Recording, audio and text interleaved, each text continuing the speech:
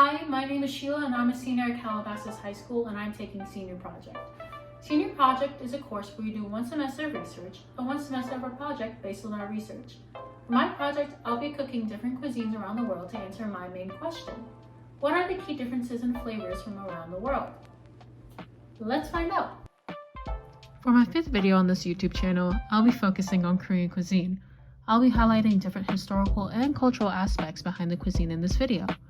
This is not a tutorial by any means, but rather an informational video on the cuisine I cook. All the general information I use in this video is by food by country, focusing on Korean food. As for the information on the dishes I cooked, I'll be using korea.net, an article focusing on food. I'll be linking all the articles in the description, as well as the recipes that I cook in this video.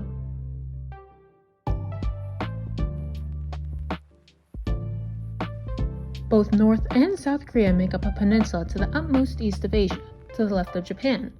It is surrounded by water on 3 sides, including the Sea of Japan and the East China Sea. Up until 1945, Korea was one whole, but after World War II, the country split into a northern and southern half.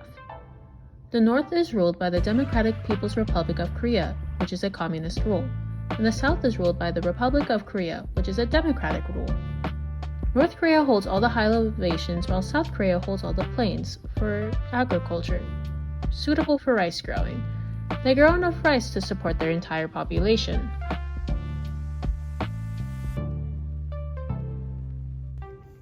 Due to a more conservative government, there is not a lot of knowledge on cuisine found in North Korea.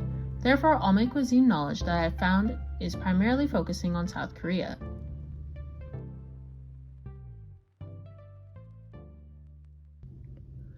Since Korea is located between 2 seas, there's a lot of seafood available to the area, such as crab, tuna, squid, and much more. The climate also provides for wonderful growing climates for rice and grains, like I previously mentioned.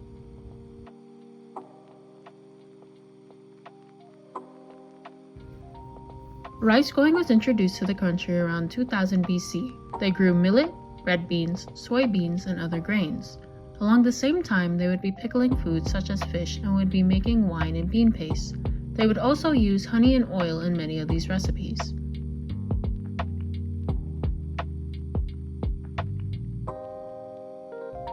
Around the 14th and 20th century, China and Japan had its influences on Korean dining practices, such as using chopsticks to eat. Using chopsticks to eat meant food were cut into smaller pieces, which also meant less fuel could be used to cook.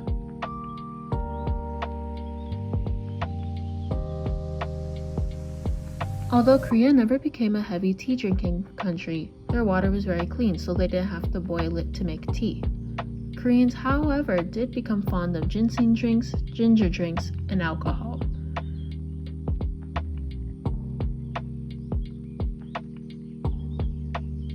Korean recipes tend to be spicy with their use of red pepper paste, green onion, garlic, soy sauce, and ginger to flavor their foods.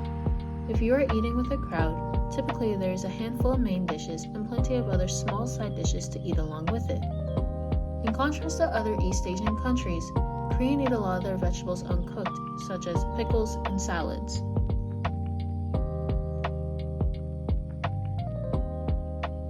Korean recipes tend to be spicy with their use of red pepper paste, green onion, garlic, soy sauce, and ginger to flavor their foods.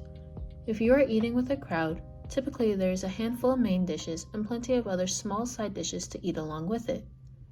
In contrast to other East Asian countries, Koreans eat a lot of their vegetables uncooked, such as pickles and salads.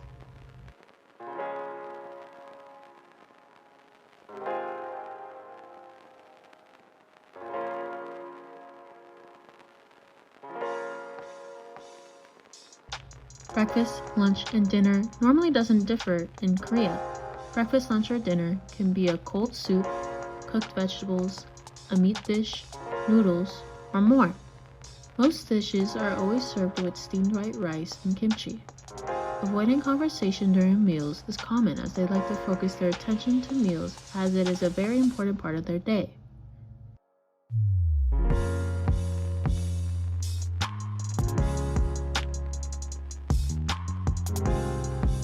On to the food. For the first part of this dish, I am making beef bulgogi. It is a traditional dish where meat is marinated in soy sauce, sugar, and pear juice, and then it's grilled. Typically, pork or beef is used. I will be putting this into a bibimbap. Bibimbap is a rice dish with a lot of seasonal vegetables, a fried egg, and minced beef, but I'll just be using the bulgogi. It is served in a super hot stone bowl called by pardon my pronunciation, dosat bibimbap. Typically served with a sauce made with gochujang, a spicy paste typically used in Korean cooking. I will not be using it today as I did not want to purchase a full tub of gochujang.